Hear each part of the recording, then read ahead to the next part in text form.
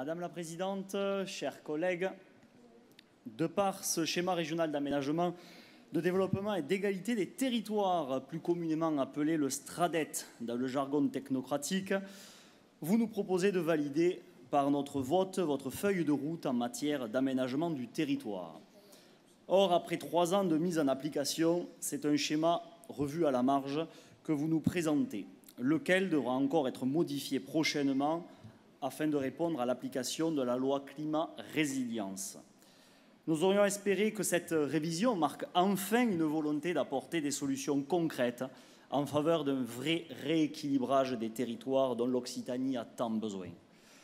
Malheureusement, les constats sont là, mais pas les solutions. Une fois encore, le compte n'y est pas, car vos dogmes vous empêchent de sortir des politiques conduites jusqu'à présent, celles qui nous ont conduits à la situation que nous connaissons tous et dont vous êtes la digne héritière. Je veux bien entendu faire référence aux politiques de déconstruction de l'État-nation, de désindustrialisation et de métropolisation forcée, dont la gauche et la droite ne parviennent pas à se détacher. Comme je vous l'ai indiqué, nous nous accordons sur le constat, mais nos solutions sont aux antipodes des vôtres. Si vous me le permettez, je vais tenter d'éclairer ceux qui nous écoutent sur ces divergences.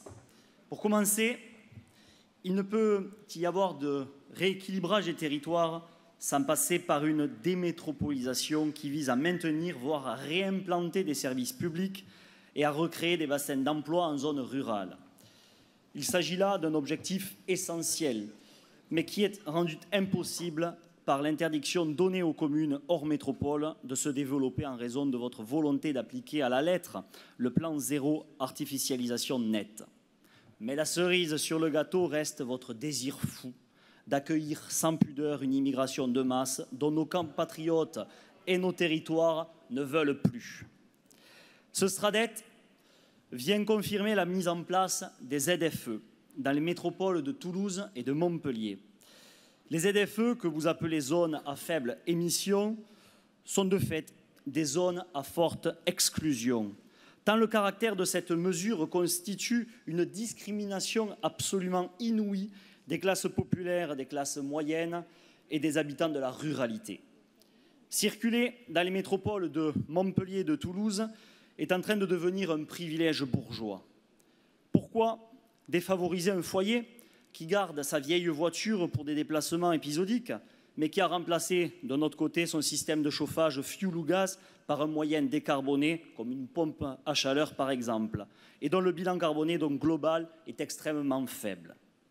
Donc, plutôt que d'interdire à nos compatriotes les plus modestes de circuler dans ces zones avec leurs véhicules, plutôt que de vouloir contraindre nos compatriotes les plus fragiles à l'achat d'un véhicule neuf et prétendument non polluant, il serait plus efficace et plus juste de vous astreindre à mettre enfin en place des solutions alternatives qui existent et que vous connaissez.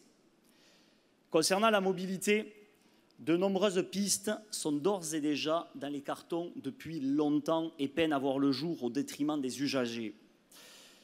Je vais naturellement faire référence au développement du RER, notamment le RER toulousain. De notre côté, nous soutenons les travaux du collectif Rallumons l'étoile depuis qu'il a vu le jour et qui vise à diminuer le trafic routier journalier sur l'agglomération. Mais aussi en réinstaurant des transports en commun, directs et transversaux, et par la création de grands projets multimodaux structurels afin que l'ensemble des modes de transport coexistent côte à côte et non plus face à face. De plus, une négociation forte doit être engagée avec les partenaires sociaux, les partenaires professionnels ainsi que les chambres consulaires afin de mettre sur pied un cadencement des horaires de travail du matin et du soir. En un mot, redonnons de l'oxygène à nos territoires et à nos déplacements. Voilà, Madame la Présidente, en quelques mots, car le temps malheureusement me manque, quelques premières pistes concrètes qui auraient du sens et surtout une efficacité qui manque cruellement à la présentation de votre STRADET pour que notre région et nos territoires sortent de l'impasse. Merci de m'avoir écouté. Bonne journée. Merci.